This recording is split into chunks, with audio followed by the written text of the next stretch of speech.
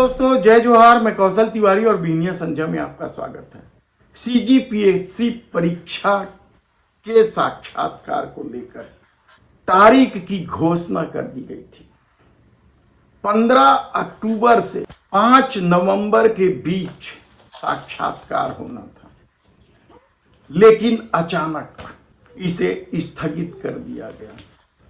और स्थगित करने की जो वजह बताई गई है, वह क्या स्थगित करने की वजह बन सकती थी? हमेशा ही विवादों में रहे, चाहे डॉक्टर रमन सिंह के कार्यकाल की बात हो या भूपेश बघेल के कार्यकाल की बात हो, और अब विष्णुदेव साय सरकार के कार्यकाल की बात हो, सीजीपीएससी हमेशा ही विवादों में रही है।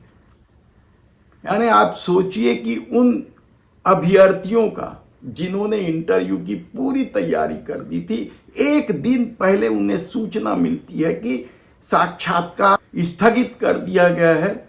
जो दस्तावेज सत्यापित करने थे उसका काम भी अब नहीं होगा। और दूसरी तरफ भूपेश बघेल के कार्यकाल में हुए सीजीपीएससी घोटाले को लेकर सीबीआई 18 ठिकानों पर छापेमारी की कार्रवाई कर रही है। लेकिन क्या सीबीआई की जांच सही रास्ते पर जा रही है, या फिर वह भी किसी के इशारे पर कार्रवाई कर रही है? जो कारण वर्तमान परीक्षा के साक्षात्कार को टाल देने का या स्थगित करने का बताया गया है, उसके मुताबिक नए कार्यकारी अध्यक्ष बनाए गए रीता सांडिल, और उनके बनते ही चूंकि सदस्यों की संख्या में बढ़ोतरी हुई, इसलिए साक्षात्कार रोक दिया गया है। सत्यापन का काम नहीं होगा। यानी आप किस तरीके का दौर चल रहा है, हमने पहले ही आपको बताया कि किस तरीके से सरकार नौकरी निकालती है, बकायदा परीक्षा लेती है। कई नौकरी के तो इंटरव्यू भी हो जाते हैं, लेकिन परिणाम नहीं निकलते, और इसे लेकर लोगों को न्यायालय का दरवाजा खटखटाना पड़ता है। और न्यायालय के आदेश के बाद भी यदि सरकार न तो परिणाम घोषित करती है और न ही नियुक्ति आदेश जारी करती है, तो फिर इसे क्या कहा जाए? एसआई भर्ती मामले में तो वही हुआ है, डीएड के मामले में भी यही हुआ है, और कितनी ही परीक्षाएं आयोजित हो गई है, सीएसईबी की हो, वन विभाग की हो, या और भी कई विभाग है जिनमें परीक्षाएं हो गई, इंटरव्यू हो गए, लेकिन परिणाम घोषित नहीं हुए। लेकिन पीएससी घोटाले की जांच जो सीबीआई कर रही है, क्या उसकी सही दिशा को लेकर भी सवाल उठ रहे हैं? सीबीआई की जांच को लेकर भी सवाल उठ रहे हैं, क्योंकि जिस परीक्षा उप नियंत्रक पर कार्रवाई होनी थी, उसके भाई की बहू, सीधे सीधे कहें तो उस परीक्षा उप नियंत्रक की ही बहू हुई, वह भी सीजीपीएससी के मामले में लिप्त है, आलीशान भवन राजनांदगांव में। लेकिन सीबीआई वहां नहीं जाएगी।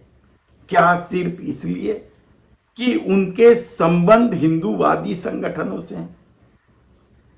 क्यों नहीं हटाया गया उन्हें? और जो घोटाले की फेहरिस्त बताई जाती कि कौन कौन नेताओं के, अधिकारियों के रिश्तेदार शामिल है, उसमें उनका नाम नहीं है, बल्कि उनकी बहू का जो नाम है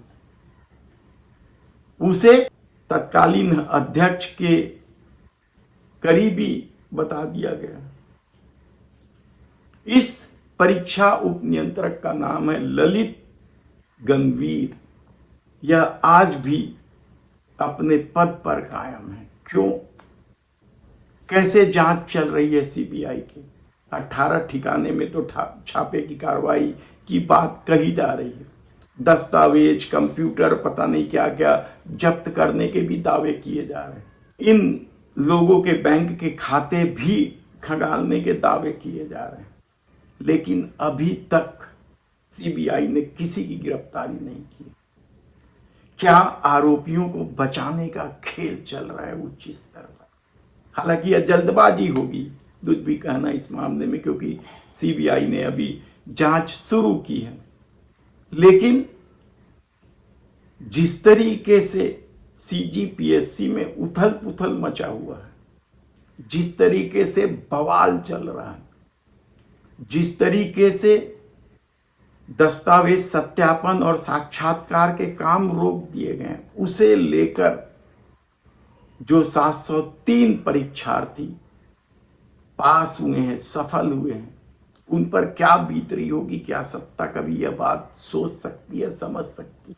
तो दूसरी तरफ सिविल जज की परीक्षा को लेकर भी विवाद हो गया है।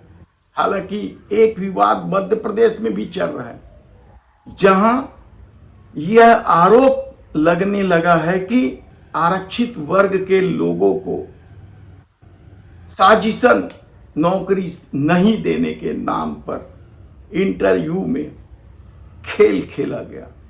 उस पर फिर कभी हम विस्तार से चर्चा करेंगे। और छत्तीसगढ़ में भी अब सिविल जज की परीक्षा को लेकर विवाद हुआ है।